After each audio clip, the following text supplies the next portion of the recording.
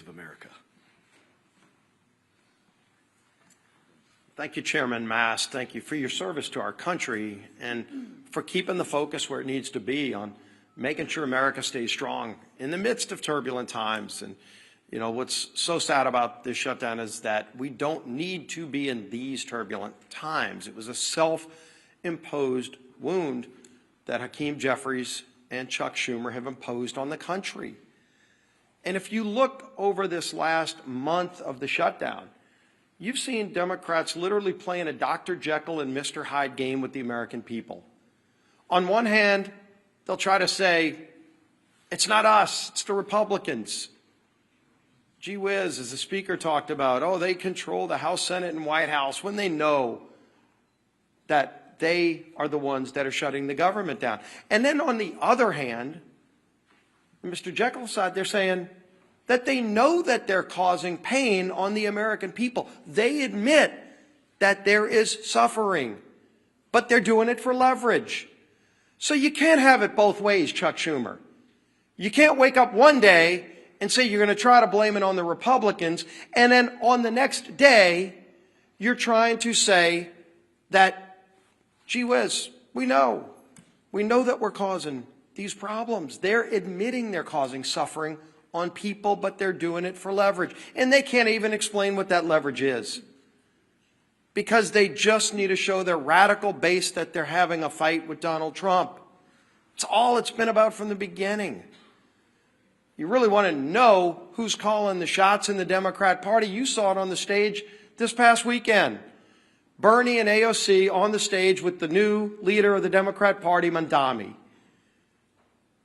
Maybe Chuck Schumer's waiting for Mandami to let him know when he can open the government back up again. But families can't wait, because the real suffering is going to begin. It's already been happening, but it really hits home this weekend when SNAP benefits run out. And they know that.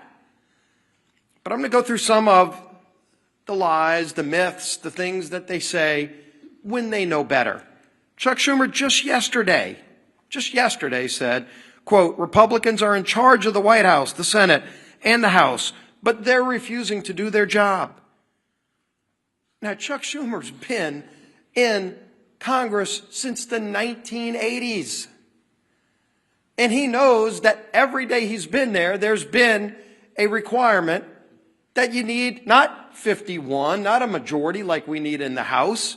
He was in the House where you did need a majority, and then he went over to the Senate where it's always been a requirement that you need a supermajority.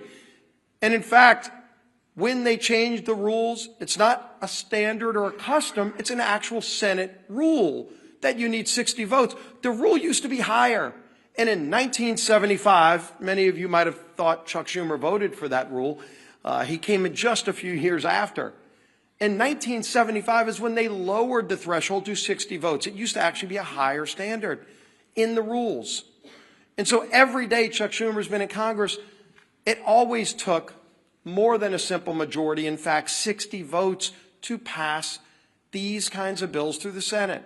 And he knows that. So you'd ask him, why is he trying to lie and mislead the American people? When he makes a statement like that, he knows he's trying to mislead the American people. And yet on other days, he does admit he knows he's causing suffering, but he's doing it for leverage. And so this game back and forth is what the American people are sick and tired of. Hakeem Jeffries, quote, we didn't view the current bill as anything other than a partisan Republican spending bill. He knows good and well that it was a clean CR. If Democrats still to this day don't know the difference between a clean CR and partisan bills, did they stop reading the bills? Because they used to vote for these bills just since 2017.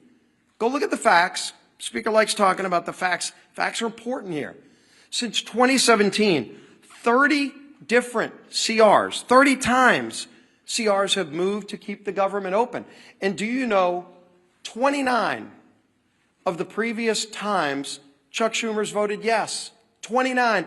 This 30th time is the only time Chuck Schumer has voted no. And of course you'd say, well, then what's changed if he's voted? 29 out of 29 times before this, he voted for clean CRs. What's changed? This is a clean CR. What's changed is the Democrat Party has changed. Mondami is now running the party. That party has changed. But the American people still have the same needs. The American people, again, the clean CR doesn't solve our differences. We still have big differences that we need to go negotiate, but let's just do it while the lights are on without the American people being held hostage. And of course, the final myth that's been out there for the beginning of this whole shutdown that we've debunked many times, that it's, quote, a total effing lie, that was Chuck Schumer's word, I think he actually used the word itself, that Democrats support free taxpayer-funded health care, free legals. That was Schumer saying that. And then, of course, when you read his alternative bill, his list of hostage demands, the $1.5 trillion spending bill, it includes in it a provision that repeals the verification we put in that says illegals can't get free health care. And CBO, not us, CBO said that would cost $200 billion in taxpayer health care benefits going to illegals. They know that. Of course they know it. And so why would they want to try to mislead the American people by over and over again making those statements? So here you can see it. Time and time again, the SNAP benefits comment the speaker talked about. They were warned in early October that 42 million people could be at risk in just weeks of losing their SNAP benefits if they didn't open the government. They knew that, and they want to play this game of chicken, this Jekyll and Hyde, one day trying to blame everybody but themselves, and then the other day taking ownership and admitting they're causing suffering, but they want to do it for leverage. You can't have it both ways. And more importantly, the American people are feeling the suffering. And this weekend, that suffering gets worse. And we have voted over and over again to prevent the suffering. It's not necessary. It shouldn't happen. And there's a way to avoid it. All they need to do is today, just 5 Senate Democrats need to get courage and say, we're not going to take our orders from Mondami or whoever else it is that are calling the shots over there. We're going to do the right thing and open this government back up so we can get into that negotiation over all of our differences, which are many. But just don't hold the American people hostage while that goes on. That'll bring up our whip. Tom Emmer.